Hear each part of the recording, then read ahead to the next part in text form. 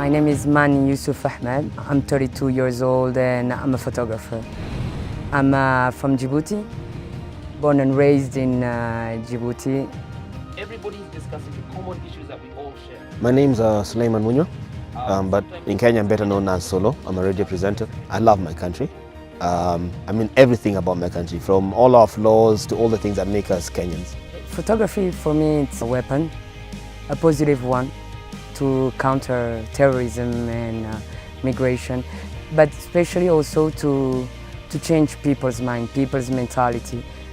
Most of Africans always think that it's always better, you know, in the Western world.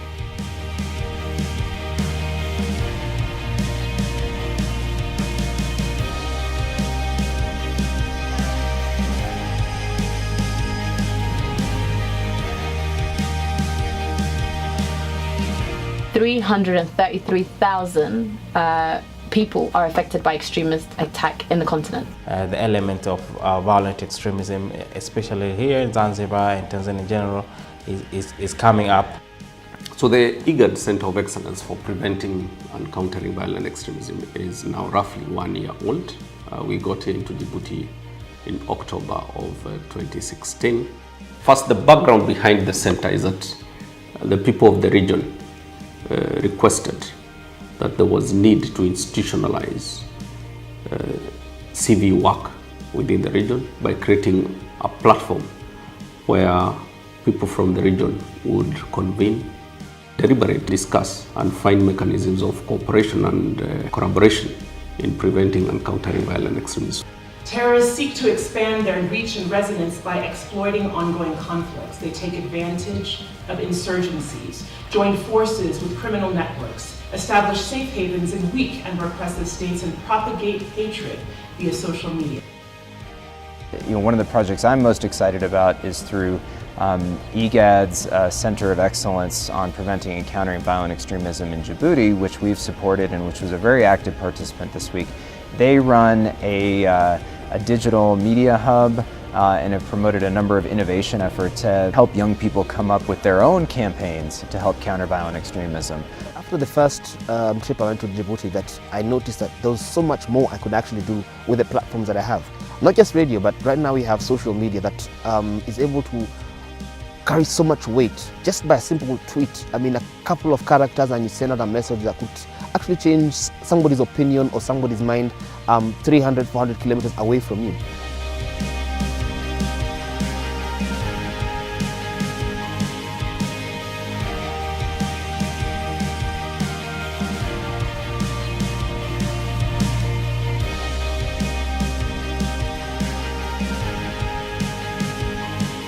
So a lot of the work that we do is trying to promote prevention, so building the resilience of civil society groups, helping them, giving them toolkits to help them. You know, a lot of them are doing great work, but it's just helping them at a policy level. In terms of bringing the community together, sharing experiences, really the center is doing a very good job.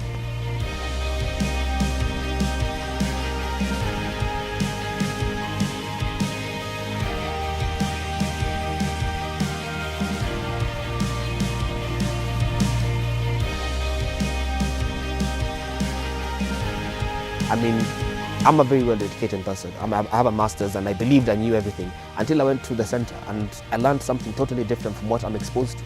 I learned how I can actually put together a very simple campaign without necessarily using too much money that can actually change a lot of people's minds, reach a lot of people, and actually change stereotypes even.